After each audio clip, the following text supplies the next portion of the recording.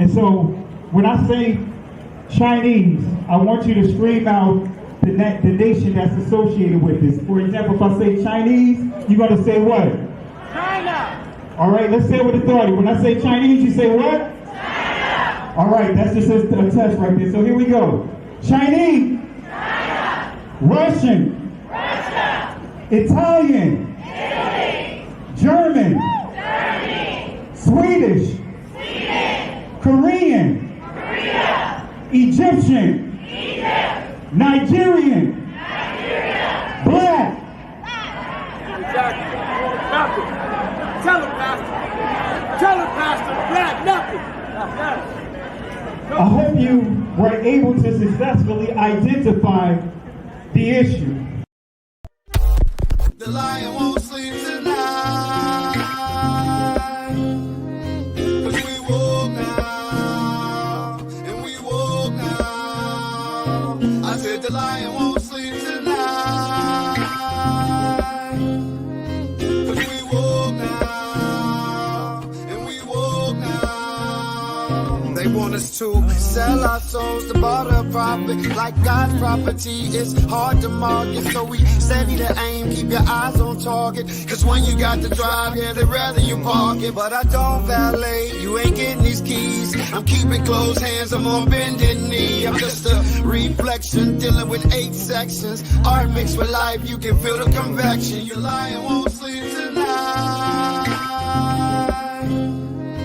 'cause we woke now, and we woke now. I said the lion won't sleep tonight,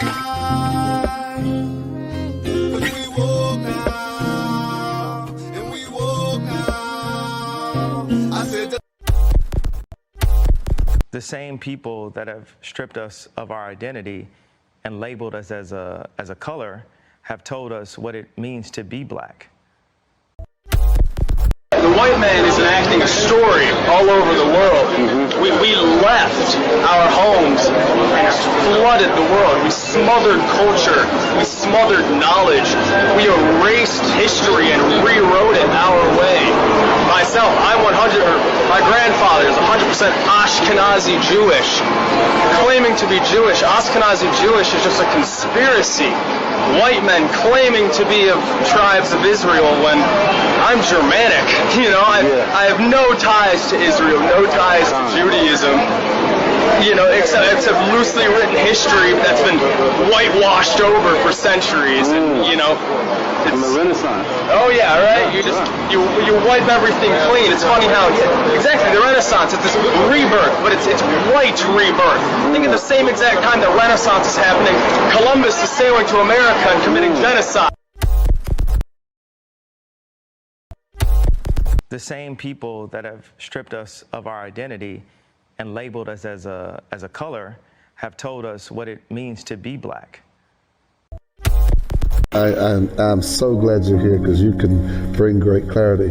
Can you tell us a little bit about the Sephardic Jews and how they were scattered because they went west? I sure can. Because the reason why I want to is because a lot of them, and a lot of people don't know this, are in the Caribbean. They are. In the islands. And you're one of them. I know that. I'm one of them. I know that. Because, you know, a lot of folk don't know that those roots are there. One of the first batches of slaves that came to Jamaica, they were the Sephardic Jews. It's documented. And they're all over the Caribbean, South America, Central America, and even the South Central United States. Wow. And DNA testing is a factor in all this now. It just doesn't matter. It just doesn't matter. It just doesn't matter. It just doesn't matter. It just doesn't matter. Their bones were discovered in Kafse caves near Nazareth in Galilee in 1933.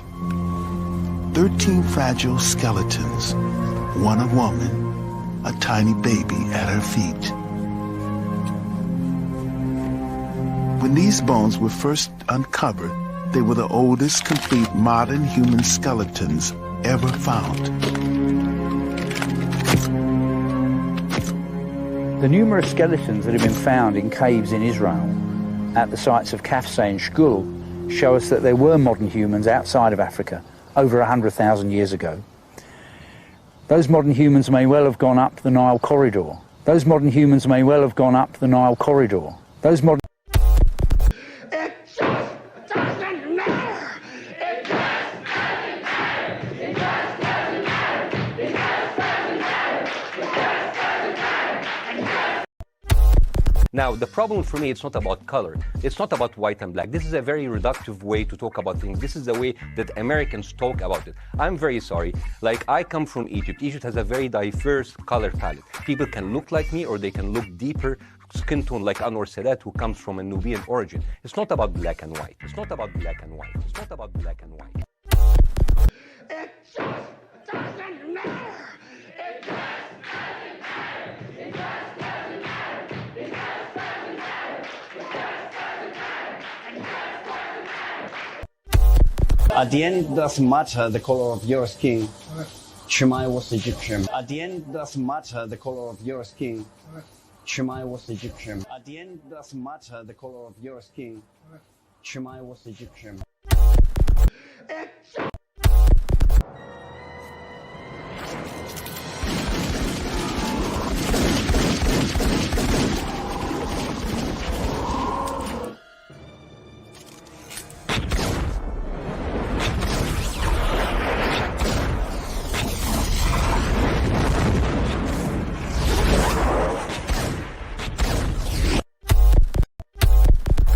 Genesis chapter 11, verse 10 explains the genealogy of Shem.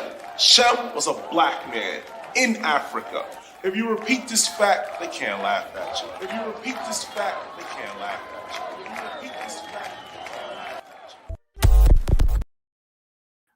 Want to say peace and blessings to everyone. Want to say Shabbat Shalom. Hope all is well with you guys. Hope you guys are having a blessed Shabbat. I encourage you guys to get the proper rest to do exactly what the Shabbat, what the Most High requires of us. I know some will say that the Shabbat is strictly for sleeping and resting, making it all about you. That's not correct. The Shabbat also means celebrate. So we're supposed to come together, and it's supposed to be a corporate day of celebration of the Most High, worshiping Him, praising Him, and edifying one another through Him. So with that being said, I hope and pray that you guys are having a great Shabbat. And so I wanted to kind of kick it off with this. I did this lesson earlier, so I decided to do it again tonight. I did it earlier. Some of you guys were privy to watching this lesson earlier, but I'm going to do it again tonight, and we'll just have some fun with it like we did earlier. And this entire presentation is about me and my interaction with ChatGPT, right? So I want you guys to pay attention, take notes, and I decided to go on to ChatGPT yesterday to test it out for the first time. There's a lot of talk on it, so I decided to go on there yesterday to test it out. And so going on there, I decided to test out this particular passage that we are going to cover to see if it, see how ChatGPT responds. And so for those that are not aware of ChatGPT, it is an online artificial intelligence AI application. I like to call it adaptive. That's a better term to use, but it's an application that you can interact, and it can adjust, it can adapt, it can answer questions, it can do a lot of things. A lot of people are using it. I stay away from it, but I decided to test it out yesterday, earlier, and I have the thread to show you the outcome of me testing it. So we're going to talk on that, and I'm going to go ahead and let me share that particular item. Let me see here. I'm going to share it here so that way we could go through the interaction. I want you guys to be the jury. I want you guys to take an assessment and tell me what you think. We're gonna go to the very area, the passage that some will try to argue whether they within Judaism and others that are within the church, and even some brews that are in this awakening. They will tell you that this chapter has nothing to do with, especially 14 verse 2, has nothing to do with skin complexion. And I beg to differ. I can tell you emphatically it has everything to do with skin complexion, but also a key condition, a key thing that Israel is dealing with at that time. Right. So we're going to go ahead and get into it and take notes. This is going to be straight to the point. I'll drop the link inside the comment section for those that want to come on and share your thoughts on the lesson. So again, Chat GBT apologizes for its error. And you're going to see how Chat GBT got woke up. Chat GBT got woke up. All right. So let me go ahead and put this on the screen here. All right. Let me zoom in a little more so you guys can see exactly what the entire thread. So this is the entire thread. This is the entire thread.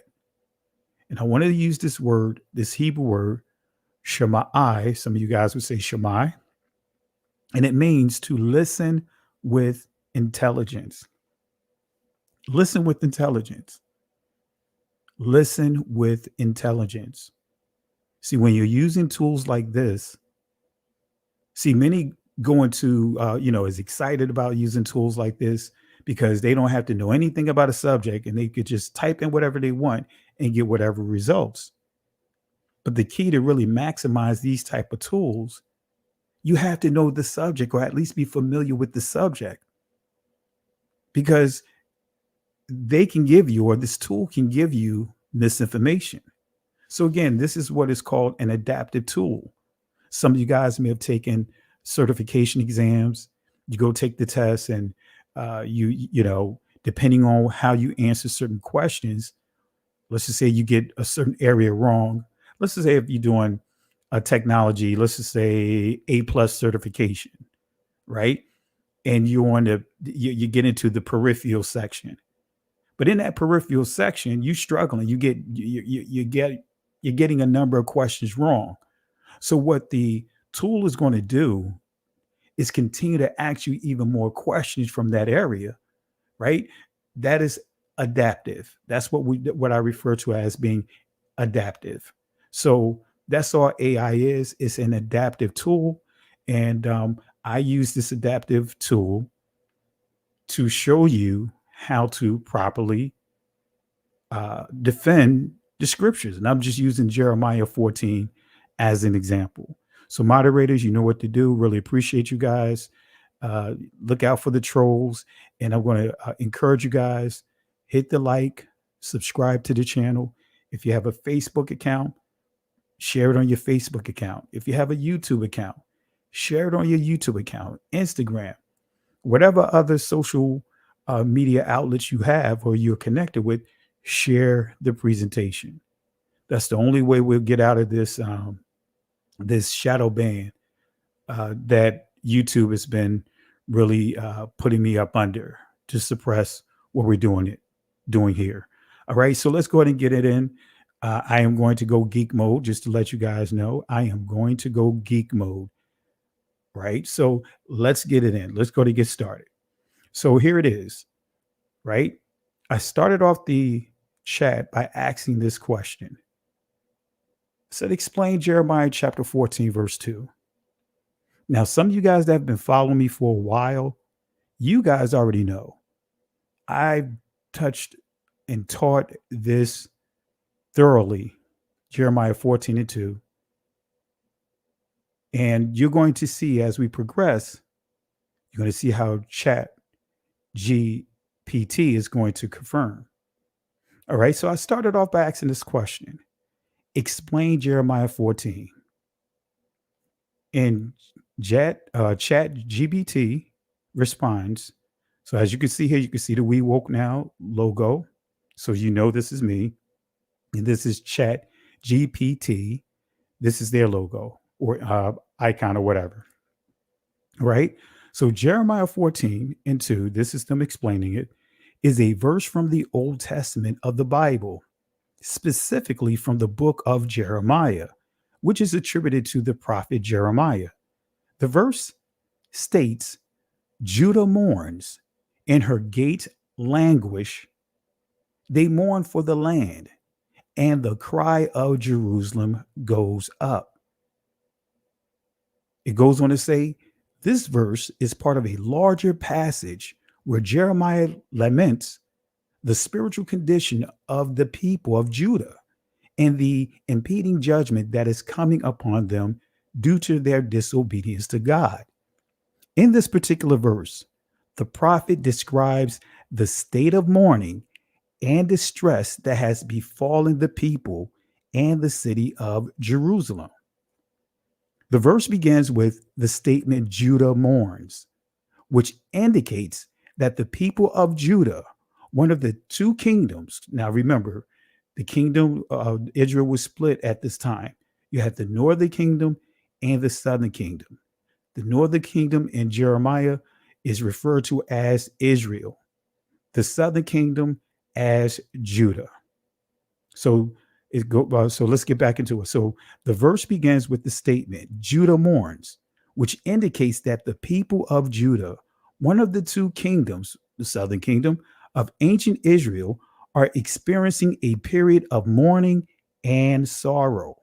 The phrase, and her gate languish, suggests that the entrances, or access points to the city are in a state of weakness, perhaps symbolizing the vulnerability and desolation of the city. The verse continues by expressing that the people mourn for the land. This implies that the sorrow extends beyond personal grief and encompasses the entire nation. The land which was meant to be prosperous and fruitful is now afflicted and barren, leading to the mourning of its inhabitants. Goes on to say, lastly, the verse mentions the cry of Jerusalem goes up. This signifies that the distress and anguish of the people of Jerusalem are being expressed through their cries or prayers. It highlights the deep sorrow and desperation felt by the inhabitants of the city due to the dire circumstances they are facing. Overall, Jeremiah 14 reflects the lamentation and sorrow of the people of Judah and Jerusalem in the face of impending judgment and and serves as a reminder of the consequences of turning away from God's commands. All right. So I followed up by asking another question. As you see here, what's the Hebrew word for mourn in Jeremiah 14? All right. So make a note of how Chat GPT responds. Right. I asked the question, what's the Hebrew word for mourn in Jeremiah 14:2? And what does it mean? So the response from Chat GPT, it says this. The Hebrew word for mourn in Jeremiah 14:2 is avel, right? Or abal, right? Or if I say it with the Saray, it would be abel, right? But again, some will use the bet versus or the vet. So that's why you see it says avel. So anyway, the Hebrew word for mourn in Jeremiah 14:2 is avel. It is derived from the root word aval, which means to mourn or to lament. The word avel is commonly used in the Old Testament to describe mourning, grief, or sorrow in the context of the loss or distress. It refers to the deep emotional pain and sorrow during times of mourning, often accompanied by expressions of lamentation, weeping, and mourning rituals. In Jeremiah 14:2, the use of the word Avel emphasizes the intense sorrow and mourning of the people of Judah and Jerusalem over the state of their land and the impending judgment. It goes on to say, it conveys the deep anguish and grief, reflecting their recognition of the dire consequences of their disobedience to God and the impending calamity that awaits them. So I'll follow up, right? I said here, what's the Hebrew word for black in Jeremiah 14:2? And what does it mean? Right? So as you see here, I asked for the Hebrew definition of mourn. It gave it to me. So I asked the question, what's the Hebrew word for black in Jeremiah 14:2? And what does it mean? And here's the response. In Jeremiah 14:2, verse 2, the Hebrew word translated as black is shakor. It is an adjective derived from the noun shakar, which means darkness or blackness. The word shakor is used to describe the color black or anything that appears dark in the context of Jeremiah 14:2. It is employed metaphorically to describe the state of mourning and distress that has befallen the people of Judah and Jerusalem. The use of the word black symbolizes the heaviness of their sorrow, the bleakness of their situation, and the darkness that has engulfed their land. All right. So before I continue on, I want to tell you this is not the word that's in the Hebrew. This is not the word, so this is incorrect. And follow me as we go into the correction of it when I get into giving the actual Hebrew word. But I wanted to point out this is incorrect. And notice also to make a note how ChatGPT, just like the comments, just like how many take the approach, whether it's in the Jewish community or, or in the church, those that are trying to come against this awakening, and even some within this awakening, they'll say, hey, this text is all about mourning, like sackcloth and ashes, which it's not. They'll take on this metaphorical, right, approach to it, idiom approach to it. But again, notice it says metaphorically, but it goes on to say black symbolizes the heaviness of their sorrow, the bleakness of their situation, and the darkness that has engulfed their land. And see, my issue is whenever we hear the term black, right? Black is used as a negative thing. If you look up the word black in the Oxford Dictionary, you'll see negative associations with the word, like death, like black death, right? And when you look at the dark or black ages, black syphilis, black being, as you see here, gloomy, bleak. So when you look at your skin complexion, and because of this institution of race, they took a crayon color and used it as an identifier for our people. And many of us have embraced this. And now they have all of these different associations with the word in a negative tense. Thus, planting seeds, subliminals, to make us so that way we're ashamed of who we are and always striving to be something that we're not. To give up our dirty dime for a shiny nickel. All right, so let me read it again. So in Jeremiah 14:2, the Hebrew word translated as black is shakor. It is an adjective derived from the noun shakar, which means darkness or blackness. The word shakor is used to describe the color black or anything that appears dark. In the context of Jeremiah 14:2, it employs metaphorically to describe the state of mourning and distress that has befallen the people of Judah and Jerusalem. The use of the word black symbolizes the heaviness of their sorrow, the bleakness of their situation, and the darkness that has engulfed their land. It goes on to say here, this verse suggests that the people are not only mourning, but also experiencing a deep sense of despair and darkness, both emotionally and spiritually.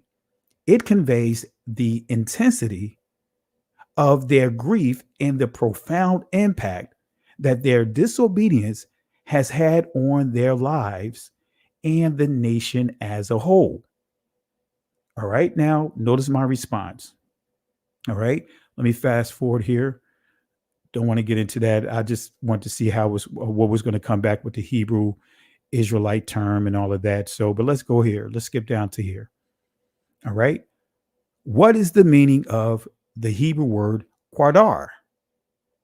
Because that's the actual word that's there in Jeremiah chapter 2, where it says, when you see the word black, when it says Judah is blackened to the ground. But GPT GPT said that the word there is shakar or shakor. So notice what it says here. Notice how GPT responds. It says the Hebrew word kadar means to be dark or to be black. It is often used in the Old Testament to describe the color black or something that appears dark or gloomy. The word can also be used metaphorically to describe mourning, sorrow, or distress. In some instances, quadar is associated with the image of a mourning garment or sackcloth, which was often made from dark colored material.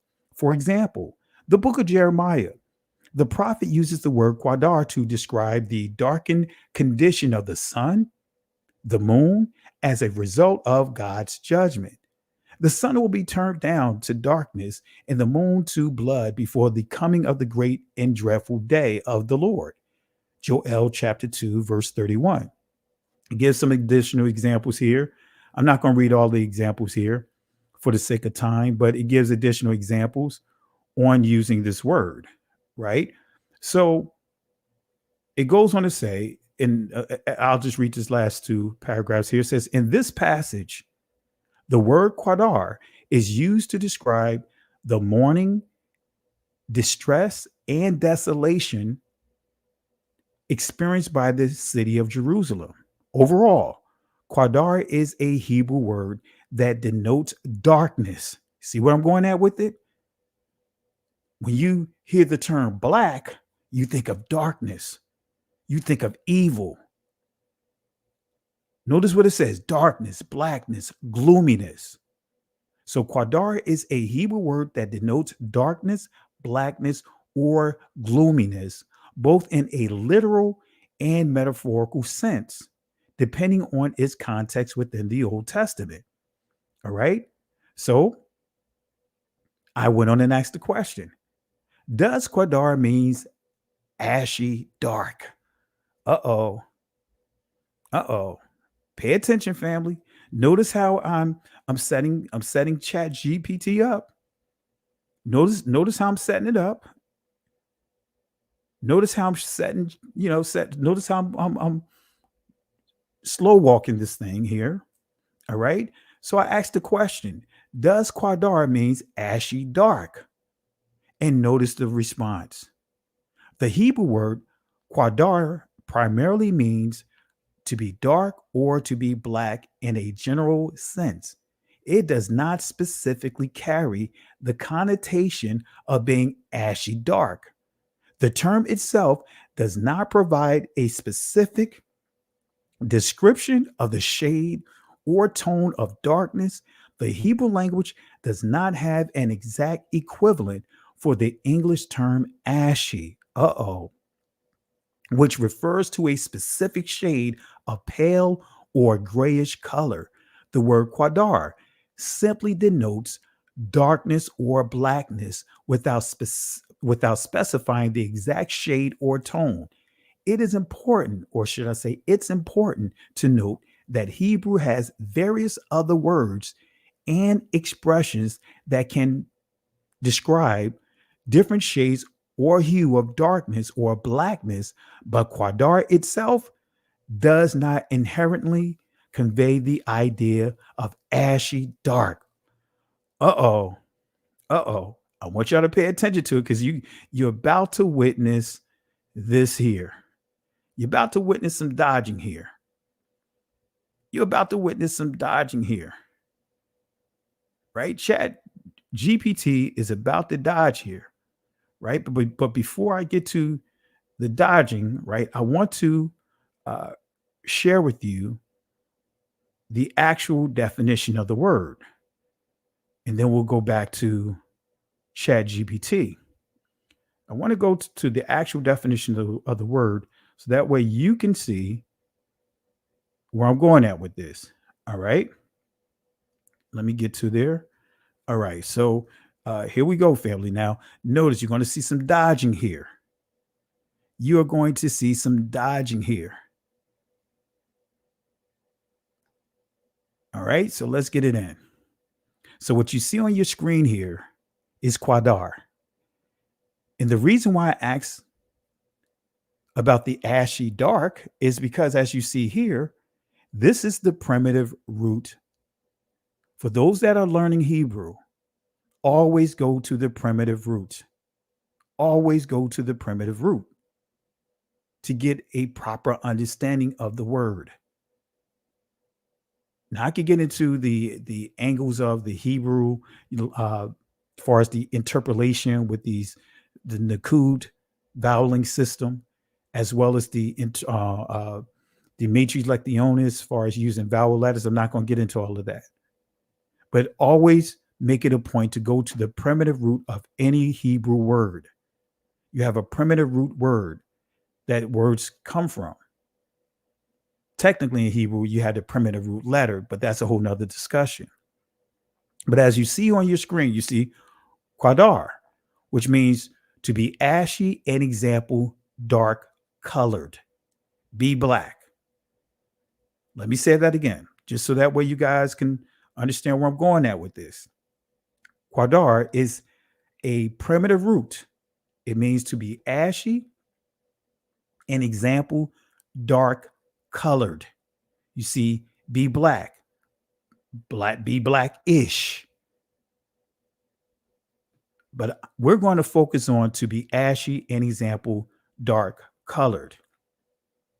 All right. So again, family, pay attention. Pay attention to where I'm going at, because again, there's going to be some ducking and dodging over the next as as we progress in this thread. You're going to, as GPT responds to my question, you're going to witness some dipping and dodging by Chat GPT. All right, so let's go ahead and continue. Let's go ahead and pick up where we left off at. But I just wanted to give you a heads up. You're going to see some ducking and dodging by Chat GPT. Okay, so I asked the question: does quadar mean ashy dark? The response from Chat GPT: the Hebrew word quadar primarily means to be dark or to be black in a general sense. It does not specifically carry the connotation of being ashy dark. Uh-oh. Uh-oh. Uh-oh. Am I on the fence? Did Chat GPT hit me with a major blow? Okay. The term itself does not provide a specific description of the shade or tone of darkness.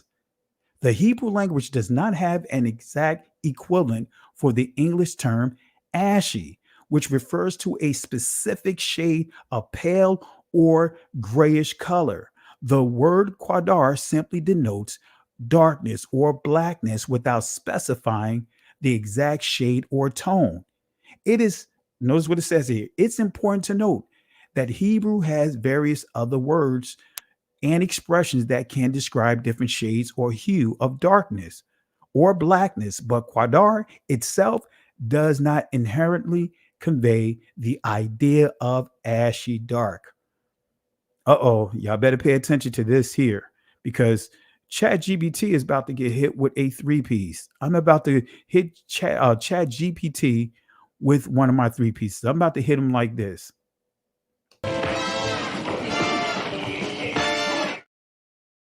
All right, so pay attention. I'm gonna hit ChatGPT with a three-piece, and I'm going to give him his order to go.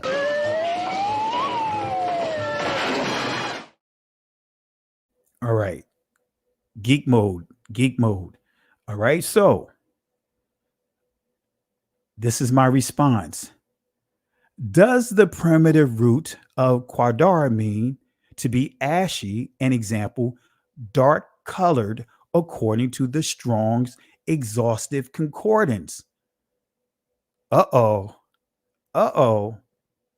Uh-oh. Now you guys, I let you see my hand. I let you see my hand like we were as if we were playing bones or playing spades. You standing over my shoulder. I'm letting you see I could run a Boston here, right? Some of you guys know what I mean when I that play spades. I'm about to run a Boston on ChatGPT. You guys, I showed you my hand. I showed you that joker, the big joker, the little joker. I showed you the ace of spade, followed by the king of spade, the jack of spade, the queen of spade. The queen of spade, the jack of spade, and then y'all know how it goes. So I just showed you my hand, right? Just so you could see that I'm about to run a Boston on these guys. Check this out. Check this out. Now watch what happens, right? You guys see how I'm setting it up.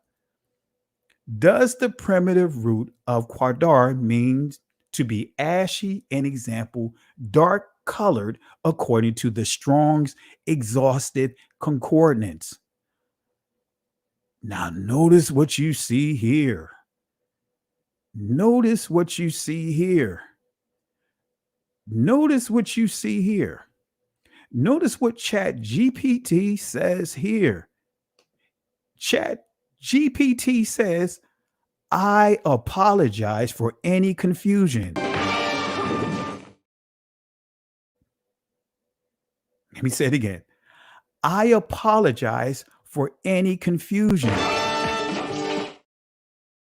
Upon further investigation, I can confirm that the Hebrew word quadar does have a root word, which is quadar as well. The root word quadar carries the meaning of to be ashy or to be dark colored specifically.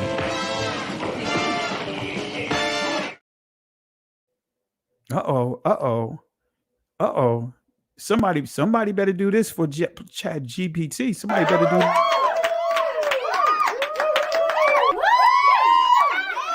Somebody better call the doctor. Uh-oh, I got ChatGPT on the ropes. I got ChatGPT just done messed up now. I got him. I got him. Now notice here, let me read it again. I apologize for any confusion. Upon further investigation, I can confirm that the Hebrew word quadar does have a root word, which is quadar as well. The root word quadar carries the meaning to be, it says of, to be ashy or to be dark colored specifically. According to the Strong's Concordance, the Hebrew word quadar is defined as to be ashy, an example, dark colored. This suggests that the root of quadar conveys a sense of a color that is dark or ash like in appearance. Uh oh, uh oh, uh oh. We see that now a little weave in here because notice what you see what it says here. While the primary definition of the word quadar itself is to be dark or to be black, the root word quadar, from which it is derived, carries the additional connotation of ashy or dark specifically. Thank you for bringing this to my attention. Notice what it says at the bottom. Notice what it says at the bottom. It says, I apologize for any confusion.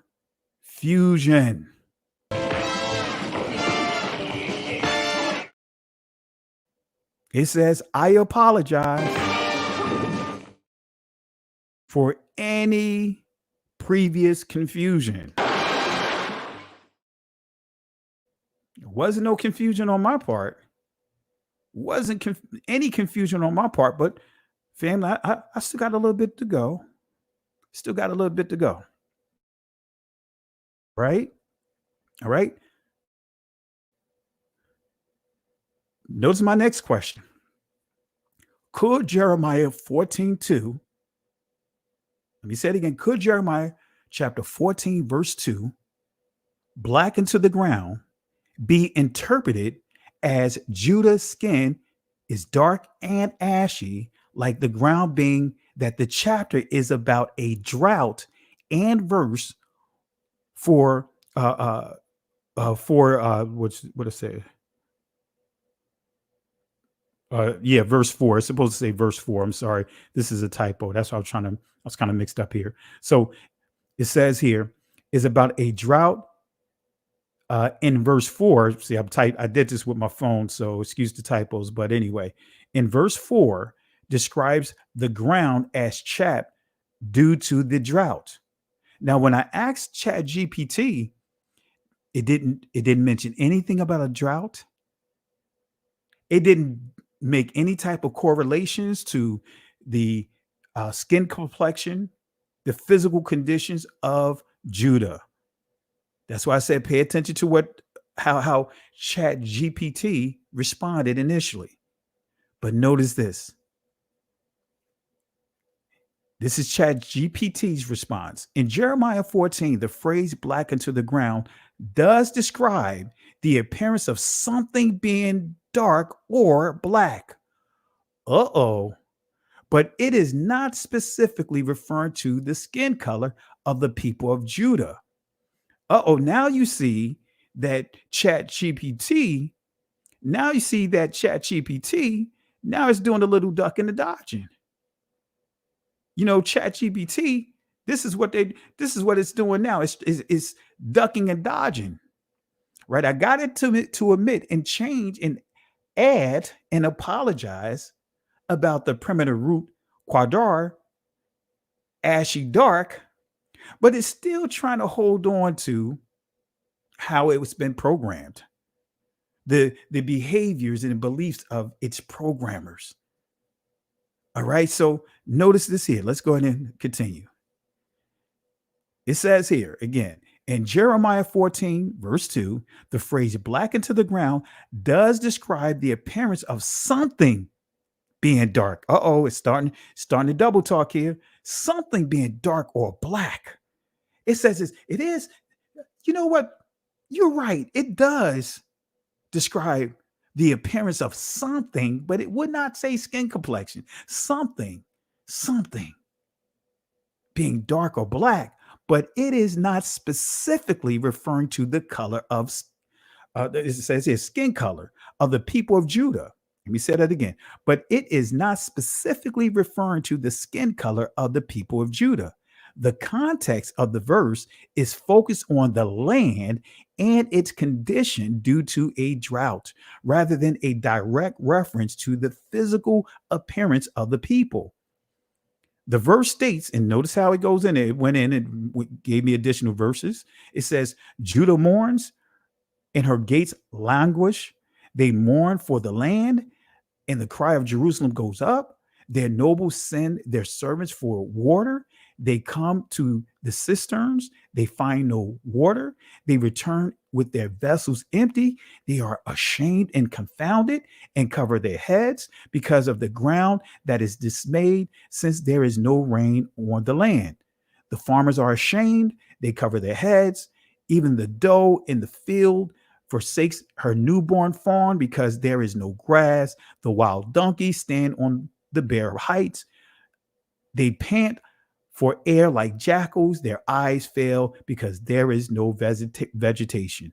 So it just gave me the entire verses from Jeremiah 14, verses 2 through 6. All right. But notice what it says here. The passage describes a severe drought in the land. Now notice, now you see ChatGPT adjusting because remember, it didn't say anything about the drought in the land. I brought up the drought in the land. Remember, I said verse 4. But now we see how ChatGPT adjusted. It says the passage describes a severe drought in the land, leading to a lack of water and vegetation.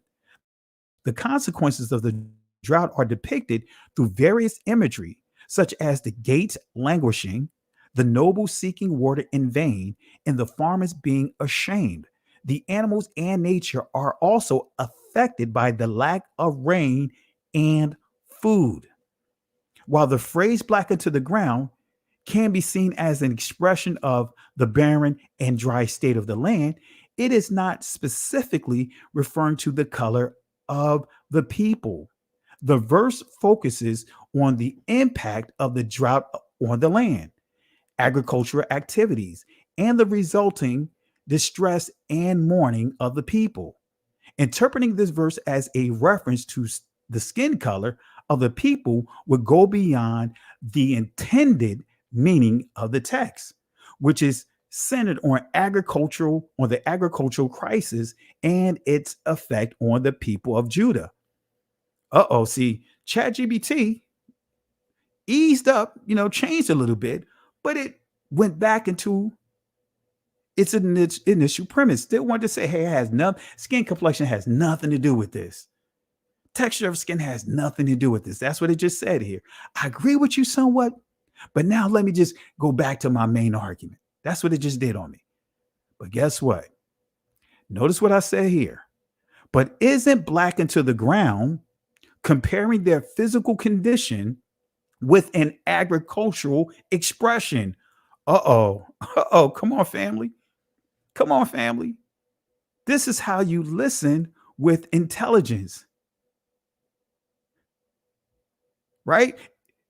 If ChatGPT, thanks, Arielyn, if ChatGPT is scrambling, what do you think these people that's in the church, whether they look like you or they don't look like you and I, what do you think they're doing with their Bibles right now?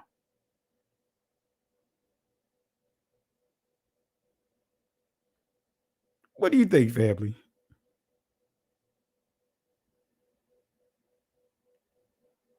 That's right. But notice this here, family. I'm not easing up. I'm about to go in. I'm about to checkmate. I already checkmate. Actually, I have to say check, but I'm about to go checkmate. I went check a few moves ago, but I'm about to go checkmate. Notice this here. My question is, but isn't blackened to the ground comparing their physical condition with an agricultural expression? Notice what ChatGPT says. Notice what ChatGPT says. Yes, you are correct. Oh my goodness. Oh my goodness. Oh my goodness. Uh-oh. Uh-oh. Uh-oh. Uh-oh. Uh-oh. You guys see what happened? Did you guys catch it right here? Uh-oh. Come on now. Life is like a hurricane here in Duckburg. Race cars, lasers, aeroplanes. It's a duck blur. Y'all see that? Y'all see what happened? Did y'all see what happened? Well, I know it's probably a few people that still, on the other side of the fence. I know no matter what just happened, they still going to take this approach. It just doesn't matter. It just doesn't matter. It just doesn't matter. It just doesn't matter. It just doesn't matter. It just doesn't matter. It just doesn't matter. It just doesn't matter. It just doesn't matter. It just doesn't matter. It just doesn't matter. They still going to try to take that approach. Come on, family. Let me go in. Let me go in. Let me go in. And Farrah Simmons, but past the physical condition is not the same as physical characteristics. I beg to differ. They go hand in hand, right? If you're saying that someone is ashy black, that's still acknowledging their skin complexion. That's still giving the physical characteristics of their skin. But pay attention to watch how I go here. This is for you, Farrah Simmons. I'm going to answer your question here. Follow me here. Notice what happens here. All right. Yes, you are correct. ChatGPT just said, yes, you are correct. The phrase black unto the ground in Jeremiah 14:2 can be seen as a metaphorical comparison between the physical condition of the people and the agricultural situation. Let me say that again. Let me say that again. Let me say that again. For Farrah Simmons, just so you can pay attention to where I'm going at with this, right? Because notice what it's going to say here, right? Because you're not going to see Caucasians, people that are non-melanated, get darker. That's not going to happen. So we're dealing with a physical characteristic as well as the conditions as well. We're dealing with two things here. So notice what ChatGPT says here. Yes, you are correct. The phrase black into the ground in Jeremiah can be seen as a metaphorical comparison between the physical condition of the people and the agricultural situation. It is an expression that draws a parallel between the appearance of the land and the distress of the people. Oh my goodness. Oh my goodness. Oh my goodness. Oh my goodness. Now, notice what it goes on to say. In the context of a drought where the land is dry, barren, and lacking vegetation, the phrase black unto the ground can be understood to mean that the people of Judah are experiencing a similar state of distress, sorrow, and mourning. The comparison suggests a connection between the physical condition of the land and the emotional or spiritual state of the people. See, notice how it started out saying, hey, you're right. But it went right back over to the spiritual things. You know how many people are programmed. Many of us are programmed to say that, hey, you know what? There's no more physical Israel, it's spiritual Israel. You know how in the church teach that we all Israel, blood and non-blood descendants, because hey, spiritual Israel. That's what ChatGPT just double talked here. ChatGPT just did a little ducking and dodging. They just kind of shift. I'm reeling them in, but ChatGPT just kind of did this on me, right? Just kind of dodged. But guess what? Reeling them in, reeling them in, reeling him in, reeling him in. All right. Let me read it again. Yes, you are correct. Yes, am I correct about what? Isn't black into the ground comparing their physical condition with an agricultural expression? Yes, you are correct. The phrase black unto the ground in Jeremiah 14, verse 2, can be seen as a metaphorical comparison between the physical condition of the people and the agricultural situation. It is an expression that draws a parallel between the appearance of the land and the distress of the people.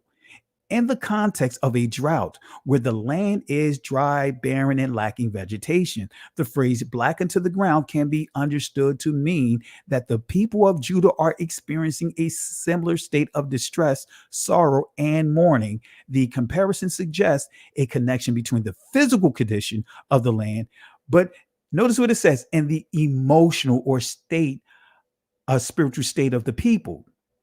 Just as the land is blackened or darkened due to the lack of rain and vitality, the people are described as mourning and distress.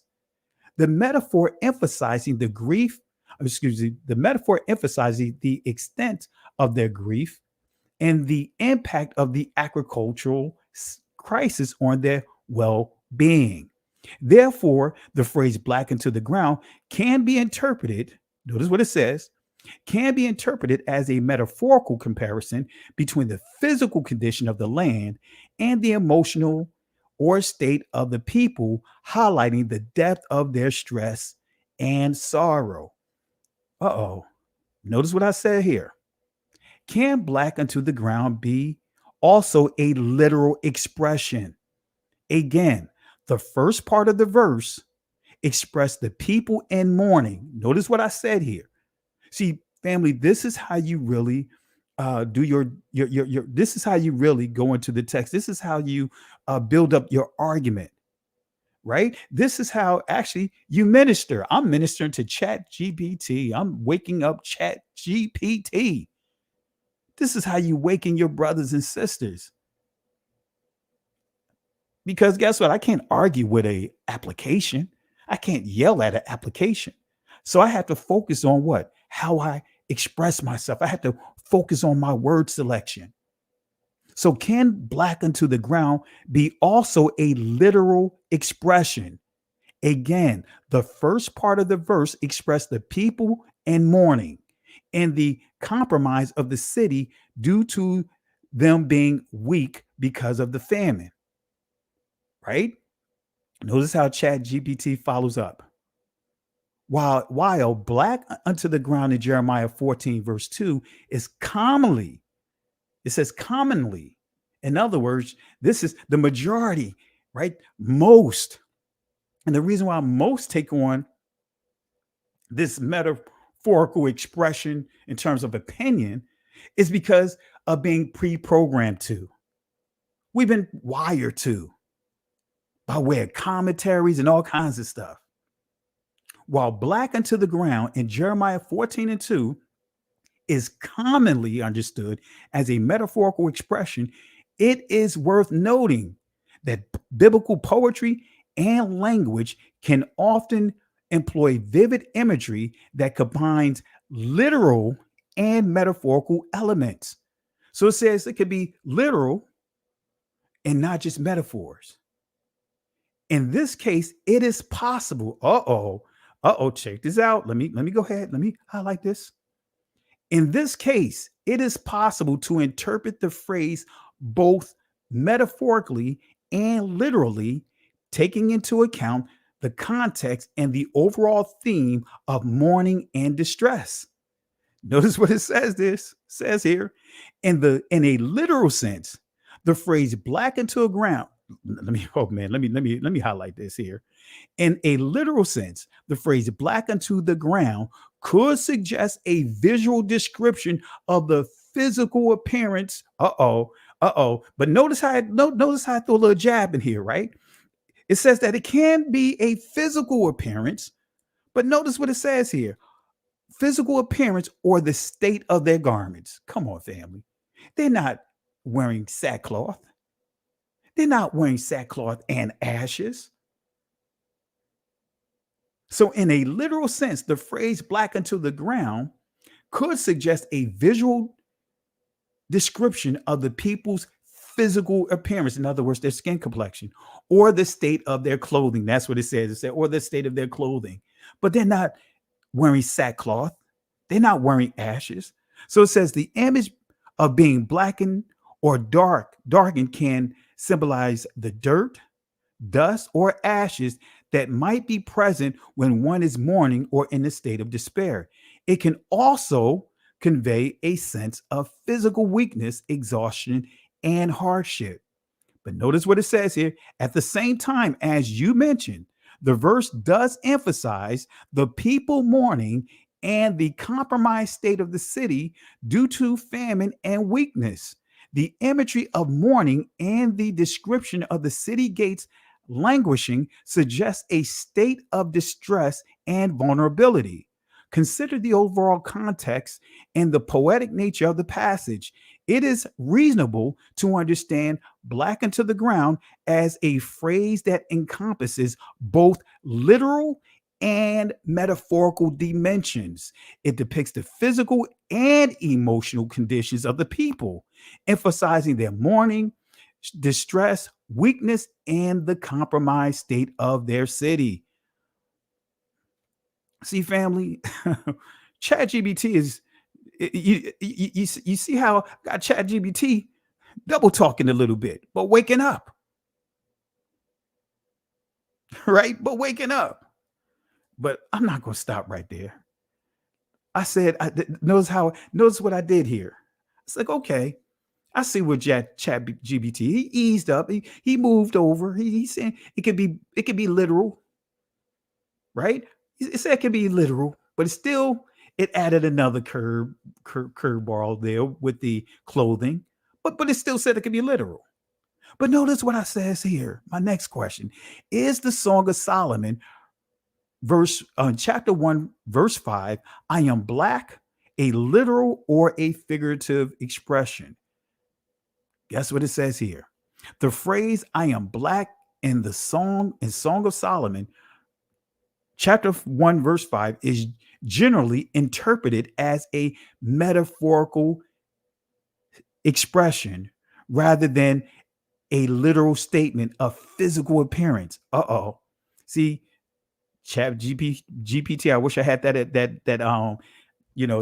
animation or that clip from Minister Society. You know you messed up, right? See, that's what's happening right now. I'm saying to GPT, you know you messed up, right? So the phrase I am black in the Song of Solomon, chapter 1, verse 5, is generally generic, Catholic, universal, interpreted as a metaphorical expression rather than a literal statement of physical appearance. The Song of Solomon, also known as the Song of Songs, is a poetic and allegorical book in the Bible that uses rich imagery and symbolic language to convey the theme of love, desire, and longing. So notice what it says. It didn't say that it's a literal expression, I am black. It says in a broader context of the Song of Solomon, the phrase I am black is part of a poetic dialogue between the bride and her beloved. It is a declaration of her self-perception and a reflection of her humility rather than a literal description. Notice what it says. It shot me down right here. It says here, it is a declaration of her self-perception and a reflection of her humility rather than a literal description. The bride is expressing her humility and modest, emphasizing her own perceived physical imperfections in comparison to the beauty of the beloved. Oh my goodness. See, you're going to see how ChatGPT going to change. See, right now, ChatGPT, again, remember family, I got ChatGPT on the ropes right now. I got it on the ropes. And right now, ChatGPT is doing a lot of ducking and dodging. ChatGPT is doing a lot of ducking and dodging. So, it's dodging. But guess what? Can't dodge everything. Notice how I set it up. Here we go. It says, it is a declaration of her self-perception and a reflection of her humility rather than a literal description of her skin color. The bride is expressing her humility and modesty, emphasizing her own perceived physical imperfections in comparison to the beauty of the beloved. Throughout the Song of Solomon, the language is highly symbolic and metaphorical, using imagery and descriptions to convey emotions and the depth of love. The focus is on the intense emotions and the romantic relationship between the bride and her beloved, rather than a literal description of physical attributes. Uh-oh, ChatGPT just went in. ChatGPT just went in, just completely dismissed, made it clear that this is not a literal expression. But notice this here. Oh my goodness. Notice this here. It says, therefore, the phrase I am black in the Songs of Solomon, the Song of Solomon, chapter 1, verse 5, is generally understood. Generally, generic, universal, Catholic, understood as a metaphorical expression of humility and self perception within the context of the poetic dialogue rather than a literal description of skin color. But notice this here. Here it goes. Here's my response. Solomon's wife is describing her skin complexion becoming darker due to working in the sun, as highlighted in verse 6. The sun has looked upon me. She is comparing her skin complexion to the tints of Kedar, which the word comes from the primitive root Quadar, which is literal and what's and I put right here, I said, what is literal and figurative in the text? So I gave some correction here. See, I used that word Quadar because again, here's the connection to this verse here, Quadar in Jeremiah chapter 14, verse 2. And you see Quadar, even though it's Kedar here, which comes from the primitive root, right? So I'll read it again. Solomon's wife is describing her skin complexion becoming darker due to working in the sun. So she was already dark, but it became darker. Come on, brothers and sisters. Don't act brand new. You guys know I am dark. Most of you guys on here are dark. You go out in that sun during summertime, you get darker. It's not unusual for a dark person to get darker. Right? So Solomon's wife is describing her skin complexion becoming darker due to working in the sun, as highlighted in verse 6.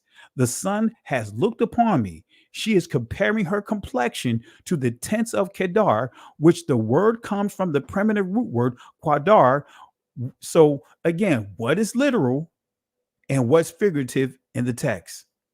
Notice what ChatGPT says here.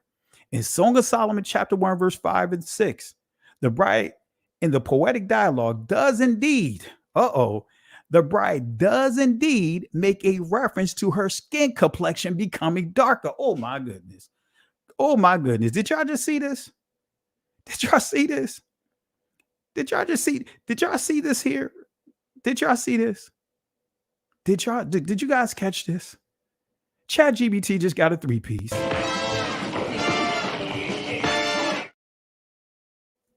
Notice what it says here. In the Song of Solomon, chapter 1, verse 5 and 6, the bride in the poetic dialogue does indeed make a reference to her skin complexion becoming darker due to working in the sun. Here is the passage in question. I am very dark. Notice what it says. I am very dark, but lovely. O daughters of Jerusalem, like the tents of Kedar. Like those dark, beautiful tents of Kedar, like the curtains of Solomon. Do not gaze at me because I am dark, because the sun has looked upon me. My mother's sons were angry with me. They made me keeper of the vineyard, but my own vineyard I have kept not. So what she's saying is she had to go work outside. Her mother's sons were upset at her, so she had to go work out at the vineyard outside. All right. So she is not saying anything. There's nothing negative about this whole expression, but she's dealing with her literal skin complexion, not going from non-melanated to being dark. No, darker, because it says, I am very dark. So she went from being dark to going darker. Okay. All right. So notice what it says here. In this passage, both literal and figurative elements can be identified. Oh my goodness. Look at this. I'm going to highlight that here. In this passage, both literal and figurative elements can be identified. The bride's description of being very dark is a literal reference to her physical appearance, indicating that her skin has darkened from exposure to the sun while working in the vineyard. This could be understood as a contrast between her darker complexion and the beauty that the daughters of Jerusalem perceive in her. Notice what it says here. However, it goes even further. However, the bride also employs figurative language in her comparison of her complexion to the tents of Kedar and the curtains of Solomon. These comparisons serve to emphasize her own beauty and allure, highlighting the contrast between her dark complexion and the rich and luxurious imagery associated with the tents and curtains. The figurative language is used to convey the bride's self perception and appeal despite her dark skin tone. In summary, the bride's statement about her dark complexion is a literal reference to her physical appearance, while the comparisons to the tents of Kedar and the curtains of Solomon are figurative expressions used to highlight her beauty and captivation. So guess what? I just went right back to, so what's the distinction between Jeremiah 14:2, blackened to the ground, based on the primitive root, can also be expressed as ashy, dark, like the ground. So family, and this is just me circling back. We're asking the same questions here, right? This is just me circling back here, right? So we just he just kind of repeated what he said earlier, right? So again, this is what circling back. I didn't continue on with this. I just stopped here because, of course, I was at work, right? But it says here in Jeremiah 14:2, blackened to the ground can be indeed understood as a metaphorical expression. As we discussed earlier, the Hebrew word used in this verse is quadar, which means to be dark or to be black. The phrase describes a state of darkness or blackness, emphasizing distress, mourning, and desolation being experienced by the people of Judah. All right. So it says, while the literal meaning of Qadar is to be dark, or, goes into that, blackened to the ground can evoke visual image of something. Oh, notice what it says here. While the literal meaning of Qadar is to be dark or to be black, the phrase black unto the ground can invoke a visual image of something that is ashy or dark color, similar to the color of the ground. This interpretation aligns with the agricultural context of the verse, where the land is suffering from drought and lack of vitality. So you see how ChatGPT changed? It says, while the literal meaning of quadar is black to be dark, right? It is to be dark or to be black. The phrase blackened to the ground can invoke a visual image of something. And guess what that something is? That's your skin. It just didn't say skin. See, ChatGPT, just kind of like dealing with some of the people from the church. They know they're wrong, but they just can't go 100% all in. They still have to, hold on to something, like they don't want to give up that Christmas tree. They still holding on to the bulbs and all that stuff. They just can't get rid of Easter. They still gotta, they gotta still boil their eggs. They may not paint it. You know what I mean? They still gotta hold on to something. So it says here, while the literal meaning of quadar is to be dark or to be black, the phrase blackened to the ground can invoke, notice what it says, can invoke a visual image of something that is ashy or dark color, similar to the color of the ground. This interpretation aligns with the agricultural context of the verse, where the land is suffering from a drought and lack of vitality. Guess what just happened to ChatGPT? It's over! It's over! It's over! It's over! It's over! It's over! It's over!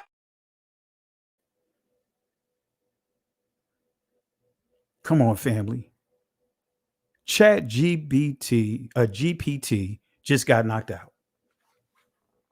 ChatGPT just got knocked out. Come on, family. Come on, family.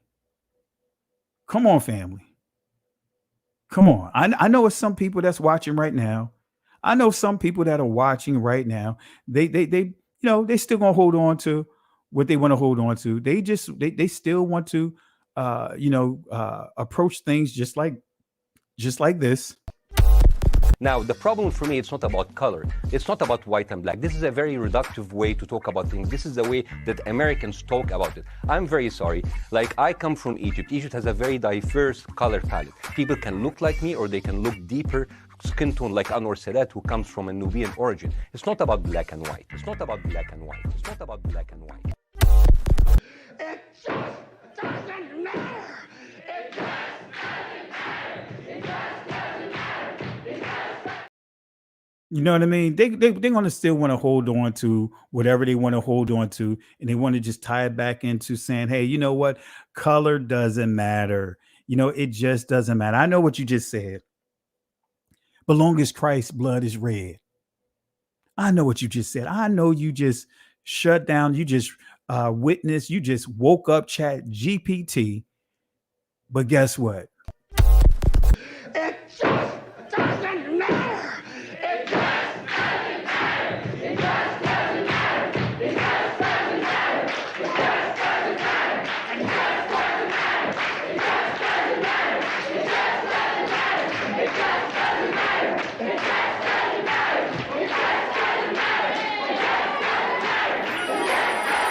doesn't matter. Come on, family. Come on, family. You guys should be dancing just like this. Life is like a hurricane here in Duckburg. Race cars, lasers, aeroplanes. It's a duck blur. That's how you guys should be dancing right now. Because I just showed you how to systematically witness and share and break down that text. I proved to you that text in the proper context is describing the physical appearance of a dark melanated people who are experiencing a drought. They're experiencing a drought. And so their skin is dark and ashy. They're hungry.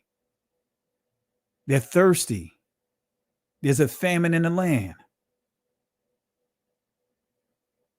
Right? I just proved it to you. So I'm going to drop this link here in the comment section, and I'm going to continue on with this here just until somebody jump in. All right, I'm going to continue here. Let me go ahead and drop this in the link, this link in the comment section. Family, share the video. And if you want to subscribe to the channel, do that. Also, if you want to contribute to the channel, do that as well. The channel is not monetized, but if you want to contribute to the Cash App, feel free to do so. All right. But let me just share a couple of things until I see someone here. Right. This is the presentation, right? I put together, but this is something I've been teaching for years. You could go back in some of my older videos and you'll see this. Right. Does Jeremiah 14:2 describes dark Israelites? Right. Are they simply in mourning, that requires sackcloth and ashes? Right. And as I highlighted, Jeremiah chapter 14, verse 2, it says this: Judah mourneth Abal, and the gates thereof languish Amal. They are blackened to the ground, Aratazah, and the cry of Jerusalem is gone up.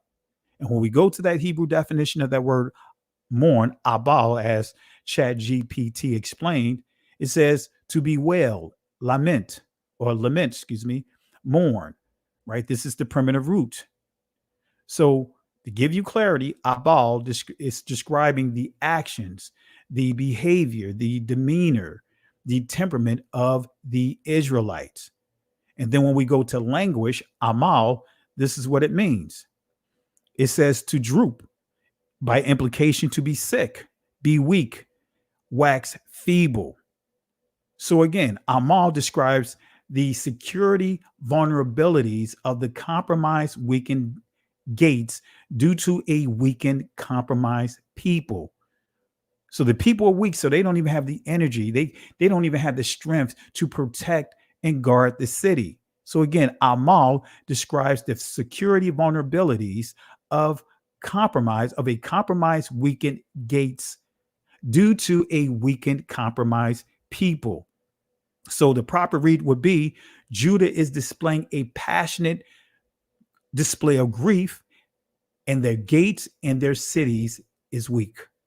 And then when we go to Quadar, as we already highlighted, to be ashy, an example, dark colored, be black.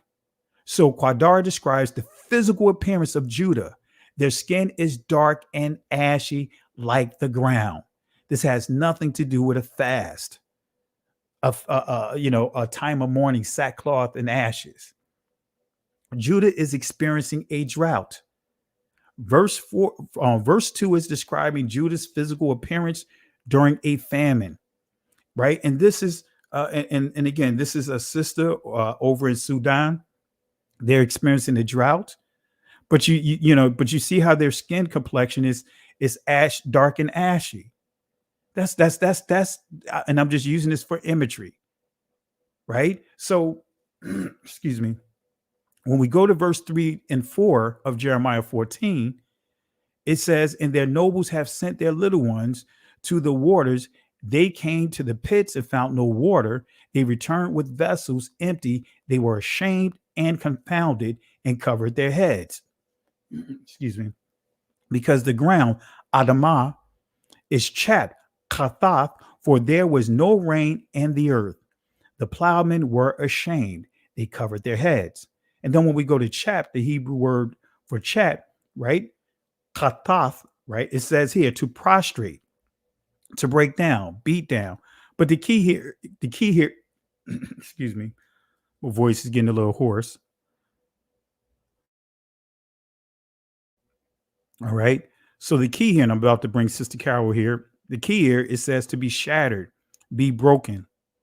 But let's go to the etymological dictionary definition of chap, as you see here, to split, to cause, in other words, cause to split or crack. That's the key. So the proper read is Judah, right? Abal is displaying a passionate display of grief. Their gates in their city, their gates, their city are weak, and their skin is quadar. In other words, dark and ashy like the ground. There's an example right there. All right. So let me go and bring in my sister here, Sister Carol here. All right. Shalom, brother. Shalom. How's it going, sis? Doing good. I'm enjoying your topic tonight. Yeah, going to a little geek mode. You know how that goes. Of course, I know it. Well, you always in geek mode. There's no such thing. You going in geek mode. You wake up in geek mode. You activate it all the time. Look, watch out now. It's funny that you're doing this. I decided to do it too while you're doing your discussion. So I asked ChatGPT, who are the Hebrew Israelites? It said the Hebrew Israelites are a group of people who believe they are descendants of the ancient Israelites and practice a form of Judaism. They have a unique interpretation of the Bible, often have controversial beliefs about race and ethnicities. So I asked, are the African Americans the descendants of Hebrew Israelites? They said the Hebrew Israelites are believed to be descendants of the ancient Israelites, who were a Semitic people that lived in the Middle East. He says, don't give too much of that, because actually that's why I skipped over it. I got another. Okay. Yeah. Okay. I got another angle. I'm gonna go on that. Okay, right. I did the same thing. I made it. Yeah. I got another. I flipped it on him. Yeah, I got another. Yeah. It's not. I want to go. This is not spades, honey. This is poker. As a poker player, I'm a poker player. This is Texas Hold'em. Look, I'm, you know, I don't play You're the poker. I big haven't played flop. poker in a while, but you know what I mean. No, You you're the big know, flop on it. I'll just go Poker pity pat. face. I just take it all the way back down to pity pat. No, ain't no Right pity now, pat. This but is straight anyway, poker. you know, you know, I just wanted to share with the people though Right, how to approach the text. You right. know, even when you're dealing with these tools, you Correct. know, they're still subjected to whoever's programming it. And even Exactly. though these tools Exactly. are there to, right, even though they have all this data uploaded to it, and it has access to so much data, but it still has to, you know, adapt. And part of that Yes. adaptation is how people interact with it and Right. how it's programmed and so forth. So, but again, you know, we cannot take the approach of saying, hey, you know what, ChatGPT, man, they on point and just believe everything that is said. You have to No. make sure that you know your subject that you're asking about. And that's how many professors are catching their students out there, Right. because the And students I'm going on one of them. ChatGPT to do a paper, and then the teacher know that they don't know anything of what they wrote, what was written. As You know, I can professor, I can attest to that. I have done it with many of my students in purposes my of me. classes. Yeah, and that's what they do.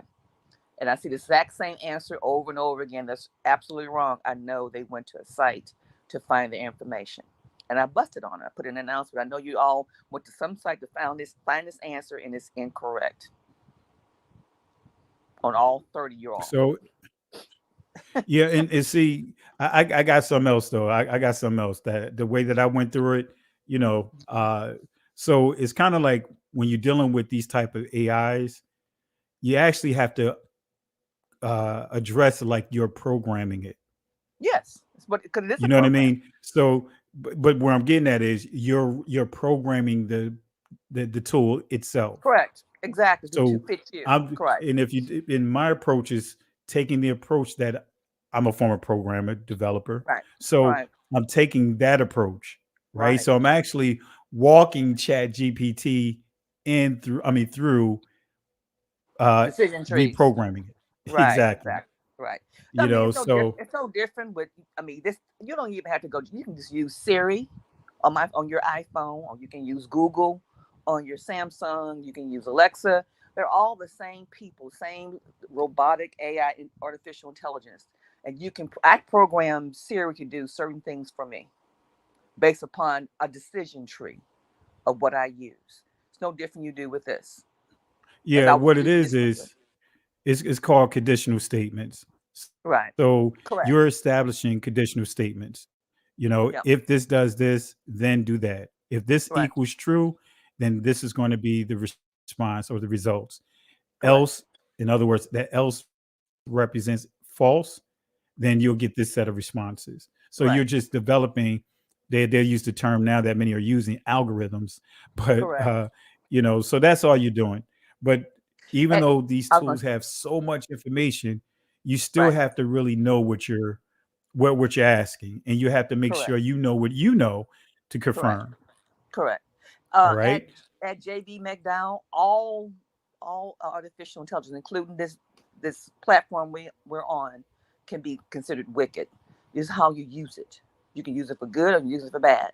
But any type of platform, all the technology we're using, you have to understand what you're doing with it because it's all generated by man.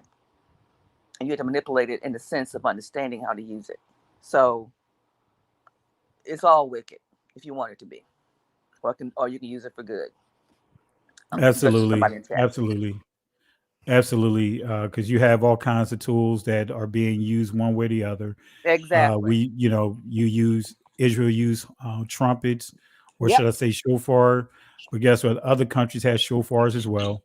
You know, Exactly. it's how you use it. How you use it. And now I'm just conscientious. Like when I'm using tools like that, I make sure I don't put all my personal information. Exactly. Correct. I mean, but I'm Absolutely. very conscientious of those things. But yeah, you know, it's just a tool like anything else. You know, Absolutely. if you're playing a keyboard, if you have a keyboard, if I use that keyboard that in our assembly, let's just say whatever brand it is, Yamaha, wherever, and I'm playing it to lift up the Most High, but someone out in the secular use it to make whatever songs that they make, you know what I mean? Right. You know, that still doesn't make the instrument itself wicked. No, It's the no. person that's inputting. Using it. Correct. Exactly. So, so I definitely understand. And but yeah, did Chat GPT get beat down or what? Oh, absolutely. Absolutely. And well, again, it's a system that you program. So whatever you tell it, it's going to say. And when it finds something wrong, it has to say it's wrong. I mean, Siri's done it with me. Oh, I'm sorry, I don't have that information. Well, not necessarily say it's wrong, because many people actually, I think, complaining that they don't want it to apologize. But even if it didn't apologize, to correct, it's yeah. You know what I mean? That's the key. If someone else they type in something, the same similar quotes, it should give an accurate, a more accurate description. Exactly. It should not give a generic answer like it gave, at the beginning of my interaction with it. Absolutely. Because that's what the whole AI is supposed to be. Correct. It's supposed to be what? Artificial intelligence. So it's supposed to be intelligent enough that it's learning and it's adaptive. Correct. But when again, when you call your bank, when you call your doctor's office, when you call any of these systems that have an AI person talking to you, it has to understand yes or no and correction when you tell it something wrong. Right. Exactly. And that's the term that we use in from a programming perspective, adaptive. It's adapting to whatever you say, adjusting to whatever you say. Right. So but yeah, like I said, I just wanted to, like I said, I thought I'd have a little fun with it. I tested it out yesterday and I was like, okay. It's like, all right. It's like, okay, let me save this here and let me do a live on it. That was the first time I been on it. And I was like, let me just play around with it and see what results come out of it. So Right. Yeah, my dean asked me, had I tried it? And I told him no, I hadn't tried it yet. But so I use Siri all the time. But I used it tonight while you were on there and asked it some questions. And I did the exact same thing you did and backed into a corner and it flipped and it had to flip as I did the big joker on the big flop in the poker table. But and I cracked up laughing too when it admitted what I wanted to admit. And it's too funny. But yeah, you did a good job with that. In exposing it. You still there? Hello? Yeah, I think something's going on with my StreamYard. I guess ChatGPT is going on. Yeah. What's that movie with the new Chucky, Megan? Right. It was a horror movie called Megan with right, exactly. whereas though she was a doll, a computerized doll that had an AI built for it. I guess ChatGPT is like, you know what, I'm gonna mess up your StreamYard, StreamYard right. for that. We'll get you back one, but we have cousins and uncles all over the place. Absolutely. I'm sure Alexa and Siri are their big mom and big daddy. So absolutely. So, but yeah, any final words you want to get to the people? Because I'm about to wrap it up. I got to get ready for tomorrow. Oh, just stay in prayer. And I know we're all going through different things about this time. We're seeing all kind of crazy stuff going on in the news. And just stay prayerful, and don't ever allow whatever the world is pushing towards you, to accept it, push against it. Stay in prayer with the Most High. Use your discernment, because we're about to get some more wicked stuff we're about to handle with us, and we need to stay in discernment. With that's your AI, that you're built in discernment. Talk to it, allow it to direct you. All right. Anyone you want to throw in the garbage can? Oh, let's see. President Joe Biden. Let's put him in there along with. He always in the garbage can. Get somebody new. No, they didn't go there. You can't go to the dump and to be dumped out the truck. Him and old girl, his vice president, she over there talking to the other countries about accepting LGBT. Girl, ply, go sit down somewhere. Where have you been Yeah. anywhere? Yeah. Anyway, let's keep it over here. Got you. But Yeah, yeah, but I definitely agree with you. Yeah, they going way out in left field, so they always in the garbage can. So, like I said, I don't even think they made it out of it. So, no, they haven't. Absolutely not. Absolutely not. so They're trying to find some money for us to have too. I'm like, you already know where the money is. Stop playing with us with this debt ceiling crap. You're yeah, a joke. yeah. But family, we appreciate you guys for tuning in tonight. Not going to hold you guys up. Uh, Hit the like, subscribe to the channel, go back over and watch the lesson. But again, I appreciate the love and support. And with that being said, in the words of the Most High that He gave to Moses to Israel as they were going through a situation in Exodus chapter 14, verse 13 to 14, they were at what appeared to be a dead end, and they wanted to go back to Egypt. They began to panic and all kinds of confusion. So the words were, fear ye not, stand still, see the salvation of Yahweh. These Egyptians that you see here today, you will never have to deal with them again. They will not have power over you ever again. The Most High will fight for you. But here's the kicker, family. You have to hold your peace. The Hebrew word there is charash, which simply means be quiet. Can't go back, can't stay here, keep moving forward. Listen, Genesis chapter 11, verse 10 explains the genealogy of Shem. Shem was a black man in Africa. If you repeat this back, Genesis 14, verse 13, Abraham steps on the scene. Being a descendant of Shem, which is a fact, means Abraham too was black. Abraham, born in the city of a black man, called Nimrod, grandson of Ham. Ham had 4 sons. One was named Canaan. Here, let me do some explaining. Abraham, Isaac was the... Jacob had 12 sons. For real, and these were the children of Israel, according to Genesis chapter 10. These were the children of Israel, according to Genesis chapter 10. It's over! It's over! It's over! It's over! It's over! It's over! It's over!